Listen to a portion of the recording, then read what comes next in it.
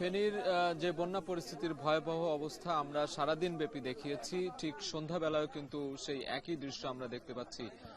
আমি যে জায়গাটিতে দাঁড়িয়ে রয়েছি এর পেছনের যে সড়কটি সেটি একেবারেই ভেসে গিয়েছে পানিতে, এবং সেই পানি ধরে কিন্তু প্রান্তিক অঞ্চলে যারা দীর্ঘ সময় ধরে পানিবন্দী রয়েছেন সেই মানুষগুলো এখনো শহরের দিকে আসতে শুরু করেছেন, এবং তাদের যে মূল্যবান জিনিসপত্র সেগুলো নিয়েও কিন্তু তারা আসছেন। অনেকে ঘর বাড়ি ভিটেমাটি সবকিছু হারিয়েছেন, শুধুমাত্র কোনো রকম কষ্ট করে জীবন নিয়ে তারা কিন্তু এই পথে আসছেন। আমরা দেখতে পাচ্ছি যে বিভিন্ন উদ্ধারকারী নৌকা রয়েছে, কলার ভেলা বানিয়ে, কলা গাছের ভেলা বানিয়ে কিন্তু বিভিন্ন মানুষকে উদ্ধার করে নিয়ে আসা হচ্ছে।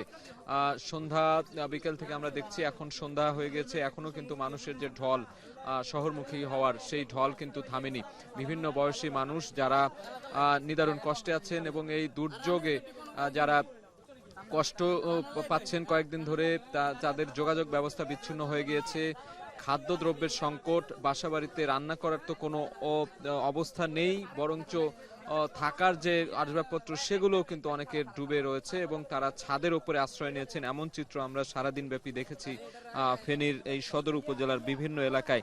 সেই জায়গা থেকে একটু জানাতে চাই যে এখানে বিভিন্ন সংস্থা উদ্ধার কাজ চালিয়েছে আজ সারাদিন, তবে তারা যেটি বলছিলেন যে এখনো কিছু গভীর এলাকা রয়েছে যেগুলোতে পৌঁছানো সম্ভব হয়নি, অর্থাৎ কি পরিমাণ ভয়াবহতা চলছে এই বন্যা পরিস্থিতির সেটি আসলে বোঝাই যাচ্ছে। আমরা দেখছি কলা গাছের ভেলা কিংবা অন্যান্য নৌকা, ছোট ছোট ভাসমান যে জিনিসগুলো রয়েছে সেগুলোতে প্রয়োজনীয় জিনিসপত্র নিয়ে তারা আসছেন এখনো কিন্তু অনেক মানুষ। এছাড়া আমরা দেখেছি নৌবাহিনী, সেনাবাহিনী সহ বিভিন্ন বাহিনীর হেলিকপ্টার টহল দেখেছি আমরা সারাদিন ব্যাপী। তারা হেলিকপ্টার দিয়ে বিভিন্ন জায়গায় উদ্ধার অভিযান চালানোর যে প্রচেষ্টা সেটি কিন্তু তারা করছেন আমরা দেখছি। আমাদের ক্যামেরা হয়তো দেখছেন যে একটি সংসারের যে জিনিসপত্র থাকে সেগুলো নিয়ে কিন্তু তারা এই যে ফেনী শহরের দিকে চলে আসছেন, অর্থাৎ প্রান্তিক অঞ্চলগুলোতে কিন্তু খুবই যে ভয়াবহ অবস্থা সেই অবস্থা আমরা বুঝতে পারছি। আমরা অনেকের সাথে কথা বলেছি, তারা বলছেন যে সেখানে খাওয়া দাওয়ার কোনো অবস্থায় নেই, 2-3 দিন ধরে অনেকেই না খেয়ে আছেন।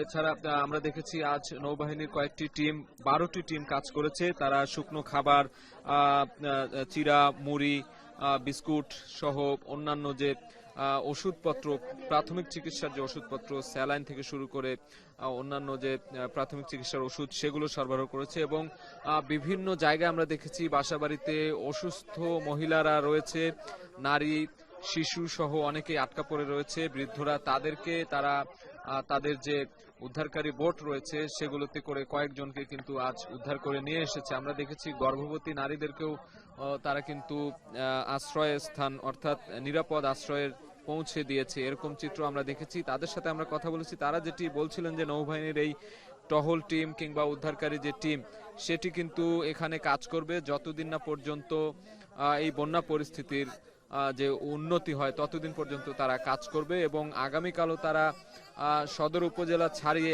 আরো একেবারে গভীর যে উপজেলাগুলো রয়েছে, প্রত্যন্ত গ্রাম, ছাগলনাইয়া বলি কিংবা সোনাগাজীর দিকে যে জায়গাগুলোতে বেশি পরিমাণ ক্ষতিগ্রস্ত হয়েছে মানুষ, সেই জায়গাগুলোতে তারা পৌঁছানোর চেষ্টা করবে বলে আমাদেরকে জানিয়েছে। এবং আমরা দেখছি এখানে কলা গাছের ভেলা বানানো হয়েছে, বিভিন্ন নৌকাও আছে। তবে যারা উদ্ধারকারী রয়েছেন অনেক মানুষ, তারা বলছেন যে বিভিন্ন জায়গায় তারা উদ্ধার করতে যাচ্ছেন, কিন্তু যেই পরিমাণ নৌকা বা ছোট ছোট ভেলা নিয়ে যাচ্ছেন সেটি আসলে পর্যাপ্ত নয়। এখানে যারা বিপদগ্রস্ত মানুষ, বানভাসী মানুষ যারা আটকে পড়ে আছেন, তারাও সেটি বলছিলেন যে এই যে উদ্ধার তৎপরতা, সেই উদ্ধার তৎপরতা আরো বাড়ানো দরকার, যাতে করে আর কোনো ধরনের ক্ষতির সম্মুখীন তারা না হয়। এবং যারা আটকে আছেন এখনো আমরা দেখেছি বিভিন্ন এলাকায় ছাদের উপরে, স্কুল শিক্ষা প্রতিষ্ঠানের ছাদের উপরে আমরা দেখেছি কিছু কিছু মানুষ এখনো তারা আশ্রয় নিয়ে আছেন।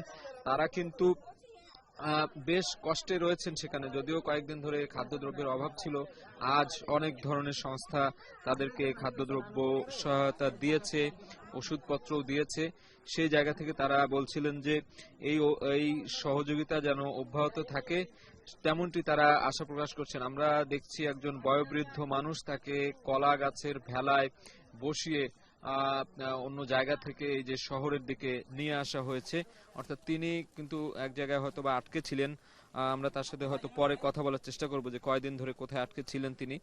এমন দৃশ্য কিন্তু আমরা এখানে অহরহ দেখছি, সারাদিন ব্যাপী দেখেছি। যে জায়গাটিতে দাঁড়িয়ে রয়েছি একপাশে কিন্তু রেল লাইনও আছে, এই রেল লাইন কিন্তু পানিতে ডুবে আছে, যোগাযোগ ব্যবস্থা একেবারে বিচ্ছিন্ন।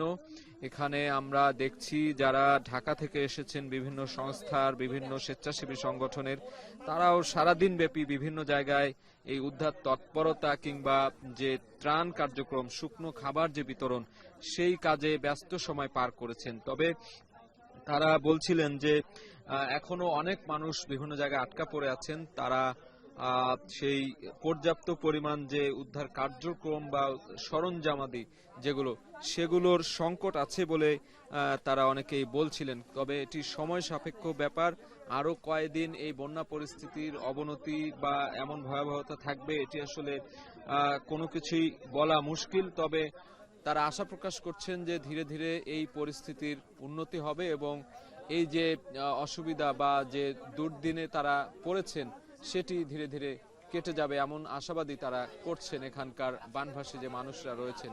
তো এই ছিল আমার কাছে ফেনী থেকে সবশেষ খবর।